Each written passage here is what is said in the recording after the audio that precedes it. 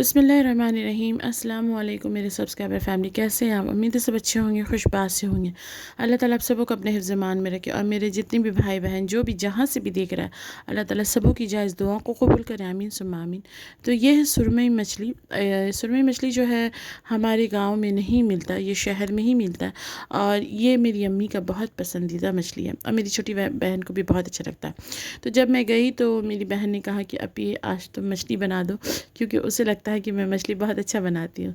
तो खैर मछली बनाते तल के निकाल लें, फिर उसके बाद मसाला तैयार करें। प्याज डाल कर उसमें आधे चम्मच हल्दी, आधा चम्मच मिर्चा, आधा चम्मच ज़ीरा पाउडर और अदरक लहसुन जो है वो लगभग ख़त्म था, लेकिन उसके अंदर 1 चम्मच जैसा था, तो मैंने उसको धो करके ले लिया, वेस्ट क्यों करना।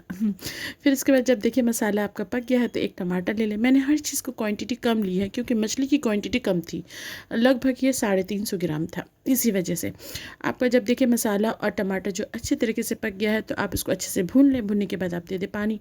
नमक ज़रूर चखें क्योंकि नमक मैंने पहले नहीं कहा।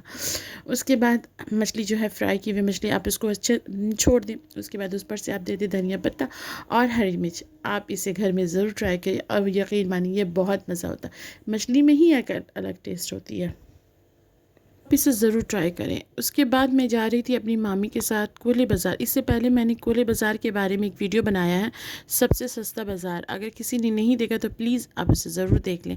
अच्छा, मैंने सोचा था कि इस बाज़ार के बारे में पूरा अच्छे तरीके से मैं बताऊंगी और मैंने बनाया भी था, लेकिन मुझसे डिलीट हो गया। पता नहीं कैसे डिलीट हो गया, मुझे इतना दुख लगा कि मैं आपको बता नहीं सकती। मैं अपनी मामी को लेकर के जा रही थी क्योंकि मेरी मामी को भी नहीं पता था इस बाज़ार के बारे में और हालांकि उनके घर के से 4 कदम की दूरी पर है।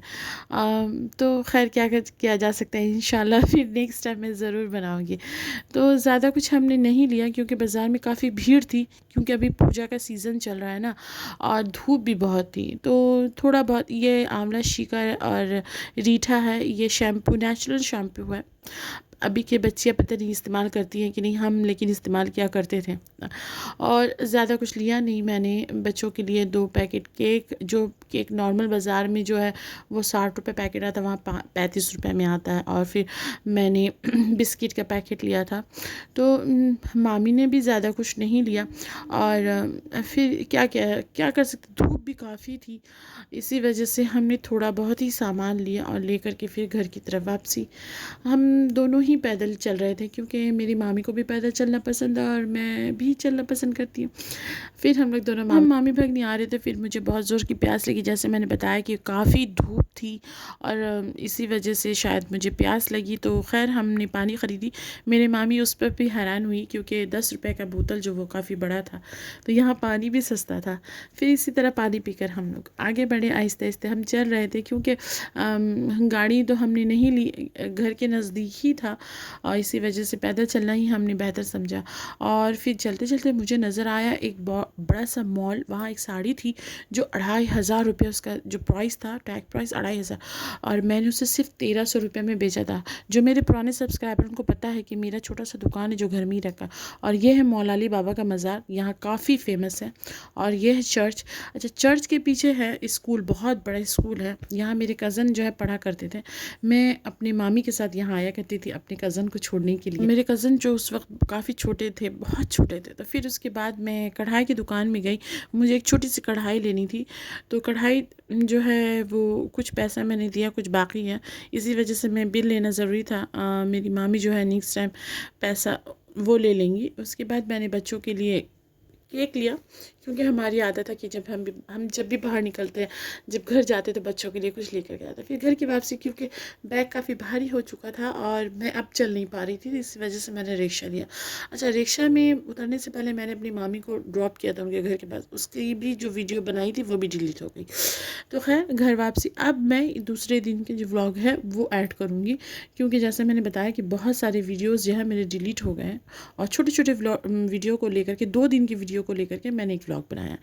तो इससे पहले जो मैंने वीडियो में दिखाया कि मेरी बहन के जो शौहर है बच्चों के लिए माशाल्लाह काफ़ी सामान लेकर के आए थे। तो बच्चे तो एक रात में नहीं खा सकते, तो इसी वजह से मेरी बहन ने जो सामान था वो दे दिया अयाज़ रहीद को मदरसे में देने के लिए। अयाज़ बहुत उदास था, वो आना नहीं चाह रहे थे और मेरा भी दिल बहुत दुख रहा था, मेरी बहन भी बहुत उदास थी। लेकिन क्या किया जा सकता है, घर तो वापस आना पड़ेगा ना।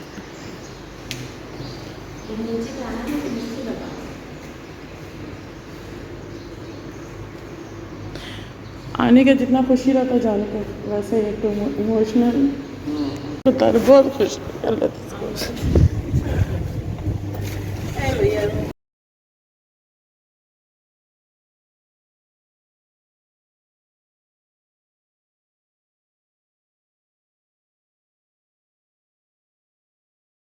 हिंद अभी तो बहुत देर हो गया। अभी आपको खाना मंगाना है। कैसे बैठना, नहीं इससे नहीं होगा। और मैं जैसे स्टेशन में आई तो देखा सोनारपुर का ट्रेन जो है वो खड़ा था, तो फिर मैं ट्रेन में चढ़ गई और बच्चों को कहा कि तुम प्लीज़ अच्छे से चले जाना। और फिर घर वापस, ये रहा मेरा घर का रास्ता। यही है मेरी ज़िंदगी, वहाँ से यहाँ तक का सफ़र।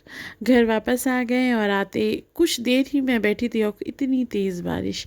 खैर आज का व्लॉग यहीं तक मैं एंड करूँगी। उम्मीद है कि आपको अच्छा लगा होगा। अच्छा लगे लाइक कीजिए, कमेंट कीजिए, शेयर कीजिए, दुआ में याद रखिए। अल्लाह हाफिज़।